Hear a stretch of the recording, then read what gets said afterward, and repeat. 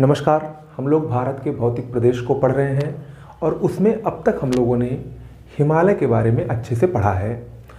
आज इस वीडियो में हम लोग भारत के भौतिक प्रदेश को आगे बढ़ाते हुए दो इम्पोर्टेंट टॉपिक पढ़ेंगे। हमने भारत के भौतिक प्रदेशों को कुल 5 प्रकार में बांटा था, जिसमें से पहला जो था हिमालय, उसका हमने भौगोलिक और राजनैतिक विभाजन विस्तार से पढ़ लिया है। उसमें आपको जो ना समझ में आया हो वो कमेंट बॉक्स में टाइप करके पूछ सकते हैं। इसके आगे आज हम लोग 2 टॉपिक पढ़ेंगे। पहला होगा उत्तर भारत का विशाल मैदान और दूसरा होगा द्वीपीय मैदान। ये जो तटीय मैदान है, द्वीपीय मैदान या तटीय मैदान कहिए, जो ये पश्चिम में तट है, जो ये पूर्व में तट है भारत के, इसमें जो मैदानों का निर्माण हुआ है इसके बारे में हम लोग पढ़ेंगे। तो इम्पोर्टेंट वीडियो है, अक्सर परीक्षा में इससे प्रश्न पूछे ही जाते हैं। छोटा सा वीडियो होगा लेकिन काफ़ी नॉलेजफुल वीडियो होगा। तो आइए शुरुआत करते हैं। सबसे पहले हम लोग उत्तर भारत के विशाल मैदान को पढ़ते हैं। उत्तर भारत के विशाल मैदान को पढ़ने से पहले हम लोग थोड़ा सा समझते हैं कि उत्तर भारत के विशाल मैदान की उत्पत्ति कैसे हुई। मैंने आपको बताया था कि ये यहाँ तक पूरा ये हिमालय का क्षेत्र है और हिमालय के ठीक नीचे उत्तर के विशाल मैदान पाए जाते हैं। उसके ठीक नीचे प्रायद्वीपीय पठार पाए जाते हैं। पश्चिम में पश्चिम तटीय मैदान, पूर्व में पूर्व तटीय मैदान पाए जाते हैं और इधर द्वीप समूहों का विस्तार है। इसको मैंने आपको बताया था। तो उत्तर भारत के जो विशाल मैदान है ये कैसे निर्मित हुए, इसके बारे में हम थोड़ा सा आपको बता दें। बहुत ही आसान है। मैंने आपको बताया था कि प्राचीन समय में सिर्फ 2 भूखंड थे। एक ठोस भूखंड था जिसको पैंजिया कहा गया और उसके चारों तरफ विस्तार में जल था जिसको पैंथालसा कहा गया। आगे चलकर विभिन्न बलों के प्रभाव में आकर ये पैंजिया का विभाजन 2 भागों में हो गया। उत्तर का भाग अंगारा लैंड कहलाया, दक्षिण का भाग गोंडवाना लैंड कहलाया। जब ये उत्तर की तरफ चला गया, ये दक्षिण की तरफ चला गया, तो बीच में कुछ हिस्सा जो खाली रह गया उसमें इसी पैंथालसा का जल आकर भर जाने से एक सागर की उत्पत्ति हुई जिसको टेथिस सागर कहा गया। ठीक है। कालांतर में मैंने आपको हिमालय का निर्माण बताया। तो हिमालय का निर्माण और इधर प्रायद्वीपीय पठार, ये 2 हिस्से थे। तो हिमालय के निर्माण से हिमालय में बहुत सारी नदियां भी आईं। प्रायद्वीपीय पठार में बहुत सारी नदियां पहले से ही प्रवाहित होती थी। तो ये जो प्रायद्वीपीय पठार की नदियां थी और ये जो हिमालय की नदियां थी, ये अपने साथ जितने भी अवसाद, कंकड़ पत्थर, जिसको हम लोग अवसाद कहते हैं, वो जो लाती थी वो इसी में टेथिस सागर में गिराती रहती थी। बहुत समय के बाद टेथिस सागर पूरा भर गया और कंकड़ पत्थर के अपरदन और निक्षेपण के प्रभाव से ये पूरा मैदानी भाग बन गया, जिसको आज हम उत्तर भारत के विशाल मैदान के नाम से जाना जाता है। मुख्य रूप से ये जो उत्तर भारत का विशाल मैदान है ये 3 नदियों द्वारा निर्मित है, सिंधु नदी, गंगा नदी और ब्रह्मपुत्र नदी। ओके, इन्हीं तीनों से उत्तर भारत का विशाल मैदान निर्मित है। उम्मीद है आप लोगों को समझ में आया होगा। अब बात करते हैं कि उत्तर भारत का जो विशाल मैदान है इसका महत्व क्या है। देखिए, उत्तर भारत के विशाल मैदानों का काफ़ी ज़्यादा महत्व है। सबसे बड़ा महत्व तो यही है कि ये जो मैदानी भाग है काफ़ी उर्वरा शक्ति से भरपूर है। उर्वरा शक्ति से भरपूर होने के कारण यहाँ पर बहुत फसलें उपजाऊ मात्रा में पाई जाती है, बहुत अच्छी अच्छी फसलें होती हैं, जिससे आर्थिक विकास होता है, पहली बात। दूसरी बात, यहाँ पूरा मैदानी भाग होने के कारण, रहने की दृष्टि से अनुकूल होने के कारण भारत की मैक्सिमम जनसंख्या इन्हीं मैदानी भागों में ही रहती है। तीसरी बात, चूँकि यहाँ पर नदियाँ बहती हैं इसलिए यहाँ पर छोटी छोटी नहरें निकालकर सिंचाई के साधन भी बहुत आसानी से बनाए गए हैं, जो कि एक बहुत ही विकास की दृष्टि से उत्कृष्ट कार्य है। उत्तर के विशाल मैदानों में चूँकि नीचे बहुत सारे वन थे जो कि दब गए अवसादों के कारण, उन्हीं से इनकी निर्माण हुआ है। तो इस कारण जो नीचे अवसाद थे वनों के, वनस्पतियों के, उनके दबसाने से नीचे पेट्रोलियम के बहुत सारे भंडारों का भी पता लगाया जा चुका है। यानी ये आर्थिक दृष्टि से, खनिजों की दृष्टि से भी काफ़ी महत्वपूर्ण है विशाल मैदान। इसके अलावा मैदानी भाग होने के कारण यहाँ पर परिवहन के साधन भी आसानी से समृद्ध रूप में पाए जाते हैं, चाहे वो सड़क परिवहन हो, रेल परिवहन हो। सब बहुत आसानी से बनाए जा सकते हैं। तो इन सब कारणों से उत्तर भारत के विशाल मैदान का अपने आप में काफ़ी महत्व है। ओके, अब उत्तर भारत के मैदानों को सुविधा की दृष्टि से हम लोग 4 भागों में बांटते हैं। इन्हीं 4 भागों को हमको पढ़ लेना है। पहला है भाबर प्रदेश, दूसरा तराई प्रदेश, पूरा चौथा बांगर और 5वां खादर प्रदेश।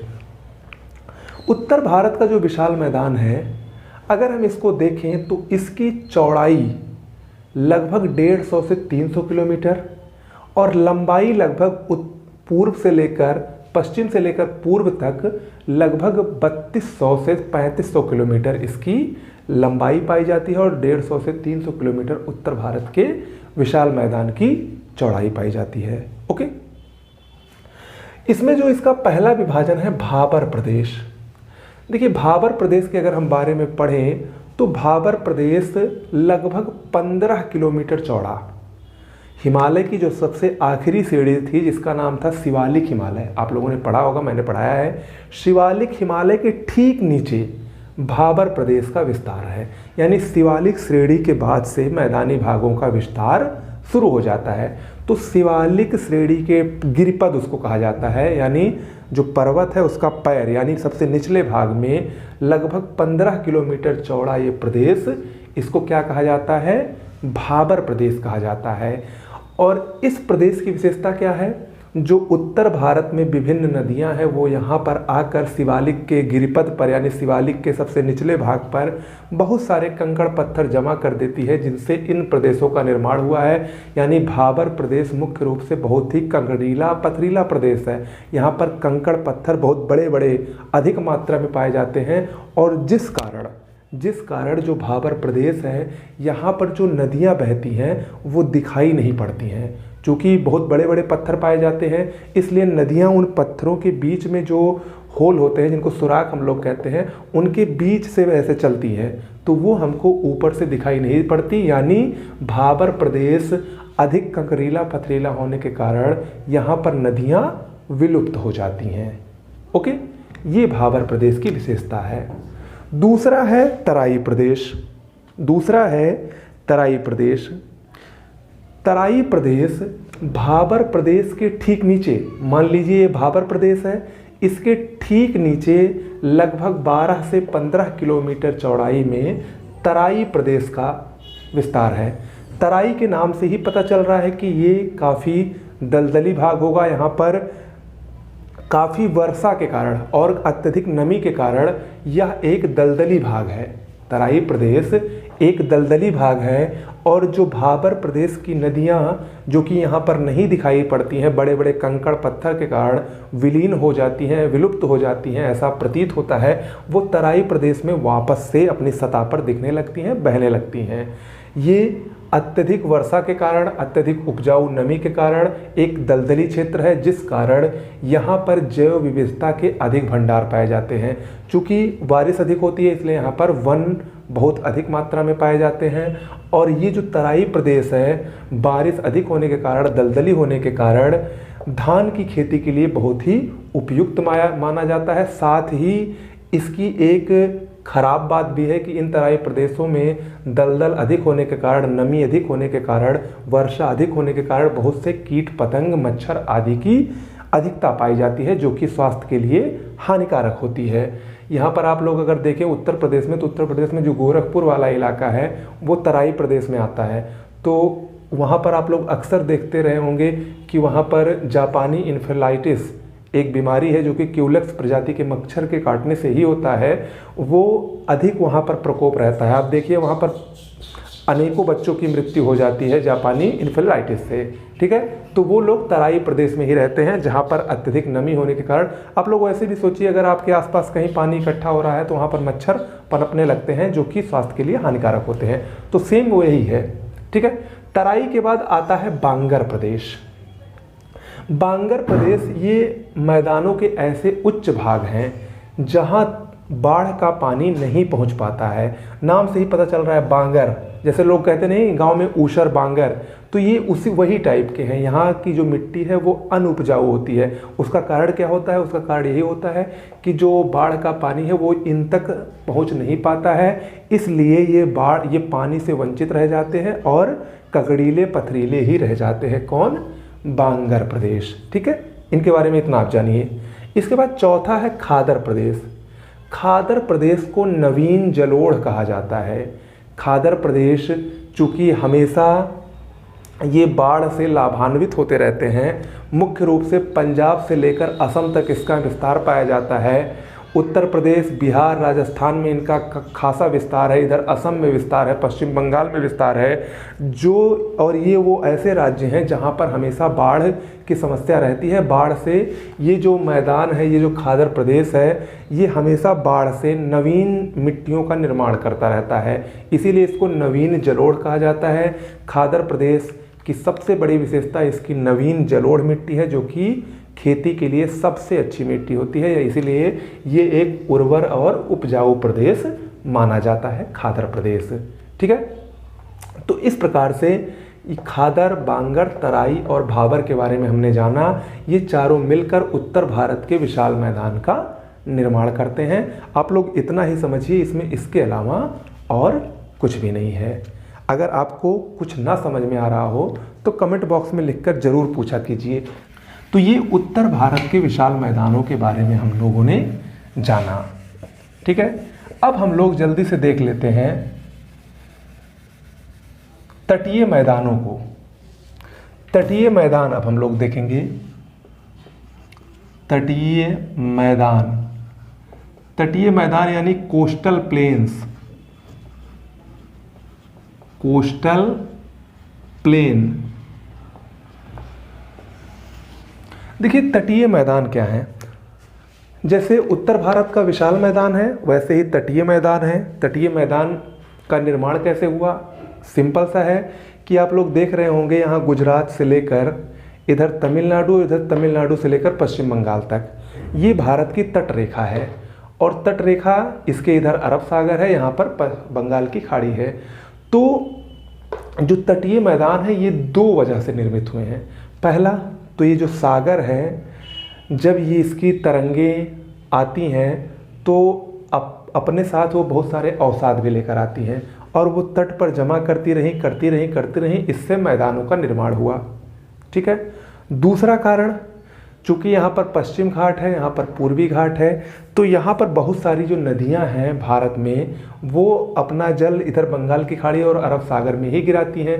तो वो भी अपने साथ जो अवसाद लेकर आती हैं वो तटों पर जमा करती रहती हैं, जिसके कारण तटीय मैदानों का निर्माण हुआ है। तटीय मैदानों को हम दो भागों में बांटते हैं। पश्चिम की तरफ जो तटीय मैदान है उनको पश्चिम तटीय मैदान, और पूर्व की तरफ जो तटीय मैदान है उनको पूर्व तटीय मैदान कहा जाता है। तो तटीय मैदान कितने प्रकार के हुए? तटीय मैदान दो प्रकार के हुए। पहला है पश्चिम तटीय मैदान, पश्चिम तटीय मैदान, और दूसरा है पूर्व तटीय मैदान। यानी पूर्व दिशा में जो तट पर मैदान पाए जाते हैं उनको पूर्व तटीय मैदान कहते हैं, और जो पश्चिम दिशा में पश्चिम तट पर मैदान पाए जाते हैं उनको पश्चिम तटीय मैदान कहा जाता है। सबसे पहले हम लोग पश्चिम तटीय मैदानों को देखेंगे, या पहले हम लोग एक प्रकार से दोनों का कंपैरिजन कर लें। देखिए पश्चिम तटीय मैदान और पूर्व तटीय मैदानों में जो पूर्व तटीय मैदान है इनकी चौड़ाई काफ़ी अधिक है। ये अधिक उपजाऊ भी हैं, खेती की दृष्टि से भी, आर्थिक दृष्टि से भी। जो पूर्व तटीय मैदान है ये पश्चिम तटीय मैदानों की अपेक्षा अधिक उपजाऊ हैं। ओके, लेकिन पूर्व तटीय मैदानों की एक कमी भी है।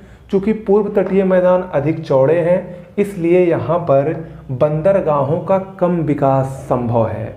ठीक है, प्राकृतिक बंदरगाह यहाँ पर कम हैं।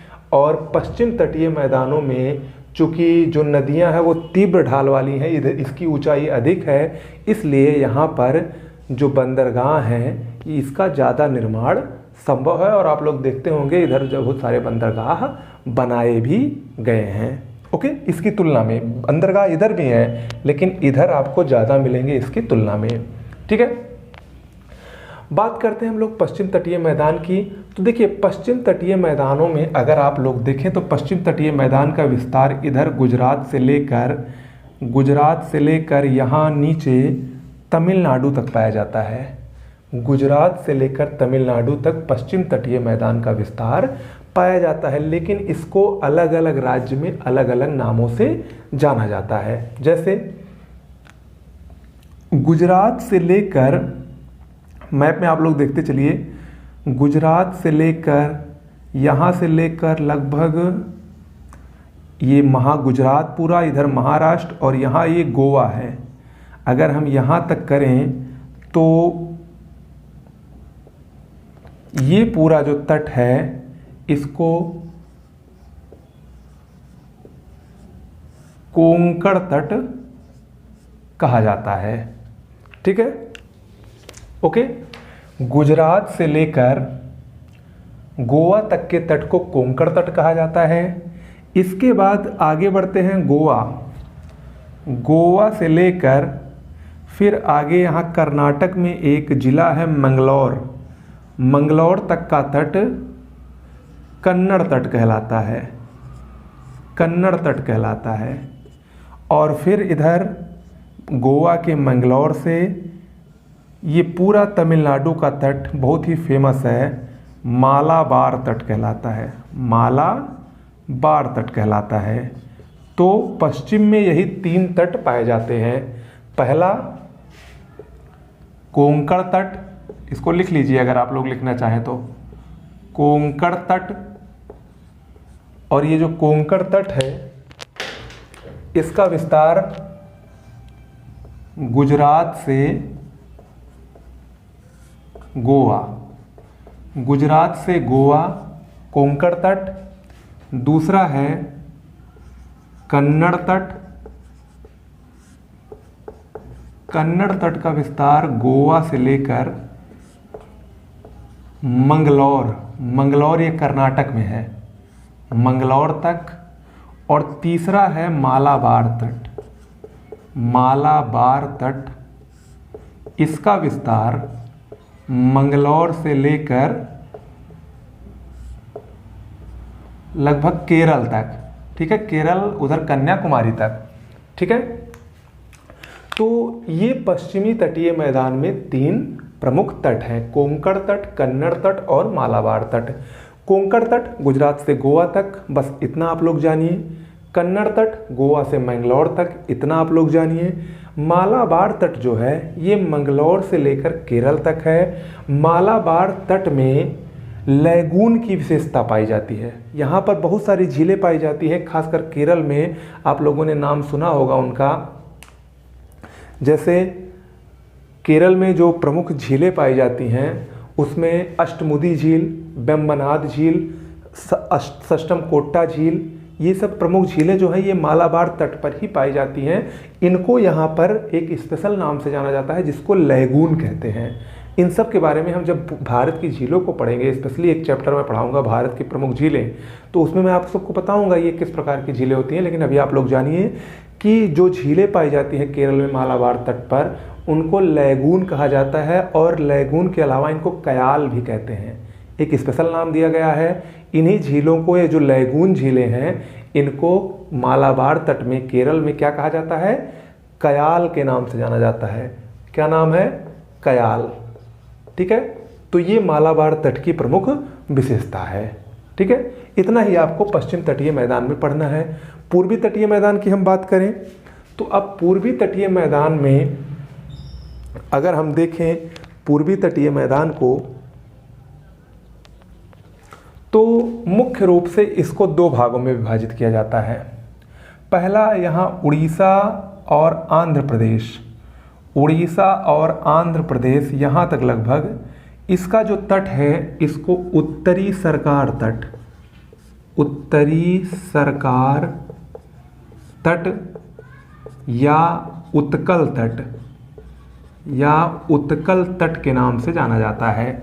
और इसके बाद ये जो उड़ीसा, पश्चिम बंगाल से लेकर यहाँ कृष्णा कृष्णा गोदावरी का डेल्टा है, इस तक के तट को उत्तरी सरकार तट या उत्कल तट के नाम से जाना जाता है। और जबकि कृष्णा गोदावरी डेल्टा से लेकर पूरा तमिलनाडु तक के तट को कोरोमंडल तट के नाम से जाना जाता है। कोरोमंडल तट के नाम से जाना जाता है। ओके, उत्तरी सरकार तट ये पूरा उड़ीसा पश्चिम बंगाल से लेकर यहाँ कृष्णा गोदावरी डेल्टा तक, और उसके बाद इधर पूरा कृष्णा गोदावरी यानी आंध्र प्रदेश से तमिलनाडु तक ये कोरोमंडल तट। देखिए, मैंने अभी आपको बताया था कि जो पश्चिम तटीय मैदान है उसकी तुलना में पूर्व तटीय मैदान काफ़ी अधिक चौड़ा है। उसका प्रमुख कारण है यहाँ पर बहुत सारी नदियाँ हैं वो डेल्टा बनाती है। उदाहरण के लिए आप लोग जानते होंगे कृष्णा, गोदावरी, कावेरी, ये सब क्या है, महानदी है, ये सब क्या है, डेल्टा बनाती हैं, जिसके कारण इस मैदानी भाग की चौड़ाई और अधिक हो गई है। चौड़ाई और अधिक होने के कारण ये मैदानी भाग कृषि की दृष्टि से अत्यधिक उपजाऊ प्रदेश है। बात करें तो हम यहाँ कोरोमंडल तट की, तो ये मुख्यतः तमिलनाडु में ही पड़ता है कोरोमंडल तट। और आप लोग जानते हैं तमिलनाडु में लौटते हुए मानसून से काफ़ी वर्षा होती है। लौटते हुए मानसून से अत्यधिक वर्षा होने के कारण इस मैदानी भाग में चावल की बृहद खेती होती है। चावल की बृहद खेती होती है और इसी कारण तमिलनाडु के कोरोमंडल तट को दक्षिण भारत का चावल का कटोरा कहा जाता है। और यही प्रोसेस आपको इधर भी देखने को मिलेगा। जो कृष्णा का डेल्टा है, गोदावरी का डेल्टा है, महानदी का डेल्टा है, ये सब जो मैदानी भाग हैं काफ़ी चौड़े होने के कारण यहाँ पर आपको काफ़ी अधिक मात्रा में जो अन्न है, जो फसल है वो अच्छी उगती हुई दिखाई देगी और काफ़ी मात्रा में उगाई जाती है।